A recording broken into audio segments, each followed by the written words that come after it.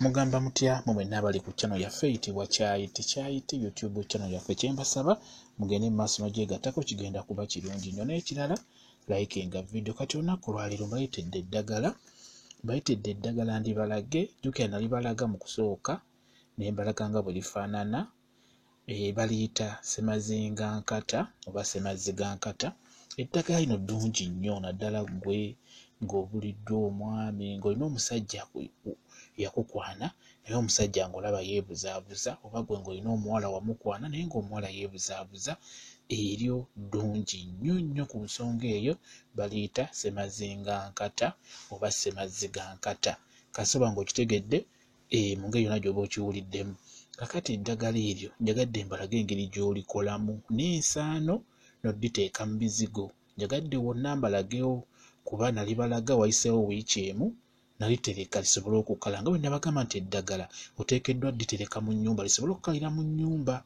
Kibi nnyo okukaliza eddagala mu musana naddala kati ng'eryo ng'olina ky'oyagala oddifunamu lyanike mu nnyumba. Beera mugumiikiriza kuba kati lyo likalidde wiiki emu mu nnyumba likaze bulungi. Nkulaga engeri gye ndikozeemu ensaano mu bwangu ne nditabula ne mu bizigo. Baliyita ssemazingankata oba ssemazigankata. Eddagala lino ddungi nnyo, nabannyonnyola nti oliteeka bulungi nnyo, olifunawo okasoma n'oddifuna olyanika mu nnyumba ne likala nga bw'olabye. W'omala njagala olikolemu ensaano bw'otyo nga bw'olaba. Olaba ndowooza ddungi nnyo mu kukwata omutima gw'omusajja oba okusika omutima gw'omusajja n'abanga akulemerako n'abanga akulemerako. Nkimanyi bulungi nti abantu bangi osobola okuba ng'ofunye omuntu wo naye ng'olaba tammuka tafaayo n'akusuulawo ng'ali eyo, bw'ojja ofunye chance n'omukwata mu ngalo ng'oweesiiza eddagala eryo mu ngalo nga bwe ngenda okubuulira. Nalibalaga gye liri wansi eyo wayiseewo wiiki nnamba nga ndibalaga nga bbisi nga bwe lifaanana bulungi nnyo. Nakugamba odditegeera lirina ekibala kyabo, ekibala kiringanga kyezingiridde ng'enkata. Ekyezingiridde ng'enkata ekibala ekyo ekibeerako.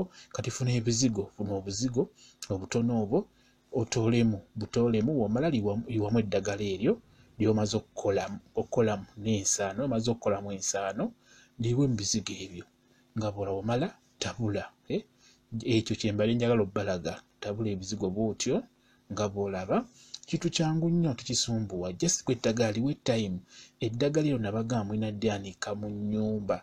Kibi nnyo okwanika eddagala mu musana, lifa liggwamu ekyo ky'obeera weetaaga. Okuggyako ng'eddagala eryo lyanise mu kasana nga olina ky'oyagala okuggyamu. Naye oba tolina ky'oyagala kuggyamu, eddagala lireke liteeke mu nnyumba liwe obudde.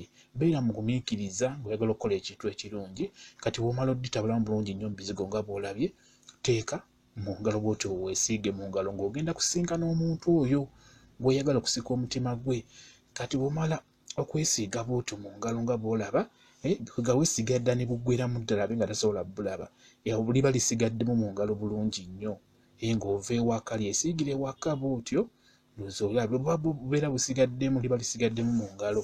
Kati w'omala olyesiiga bw'otyo njagala ogenda omukwate mu ngalo, naye nga omukwata mu ngalo ng'olaamiriza oyogerera mu mutima gwo bw'otyo, omugambe nti olina kwogera bw'oti nti okuva n'olwaleero neezingaako nkuzingiridde mu ngalo zange zino 5 oba mu ngalo zange zino 10. Ng'omukutte n'emikono 2 obeera olina kugamba nkuzingiridde mu ngalo zange zino 5 oba mu ngalo zange zino 10. Singa obeera omukwasiza emikono 2 bw'oti noza okitegedde bulungi nnyo. Nkugambye eddagala eryo ddungi nnyo ku nsonga eyo. Njagadde ndibalage engeri gy'okolamu ensaano. Ensaano ogikola otya, olyanika otya. Nkugambye lyanike mu nnyumba, ze ndyanikidde wiiki nnamba. Ekyo noza mukitegedde. Tokwata muntu yenna mu ngalo ng'olina kukwata mu oyo gw'oyagala okukolera eddagala eryo. Era bw'omukwata bw'oti mu ngalo wekapa, yogerera mu mutima gwo omugambe nti okuva n'olwaleero neezingaako nkuzingiridde mu ngalo zange zino 5. Okitegedde, oba mu ngalo zange zino 10. Bwe kityo bwe kiri, kigenda kuba kirungi nnyo. Mwebale nnyo okubeera ku channel yaffe eyitibwa Kyayiti YouTube channel yaffe. Kyembasaba mugende mu maaso n'ogyegattako, kigenda kuba kirungi nnyo. Mbaagala nnyo, mubeere bulungi, mweraba.